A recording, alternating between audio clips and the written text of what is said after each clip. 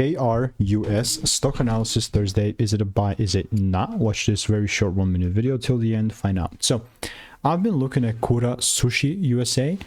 30% gains is solid. Although a lot of people are just gonna jump in on the bandwagon and not understand the higher time and picture. Well, I've done well over 39,000 videos and I've seen what's making me money and what's not.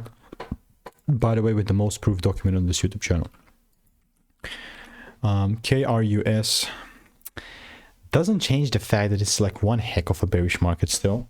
I mean, I'm not trying to be that pessimistic guy, but it's just the sad reality and the truth, man. Like, what's the likelihood that this thing keeps going down if it does not break above 62 cents? Well, 100%, right? But I'm saying that now we're reaching a supply zone.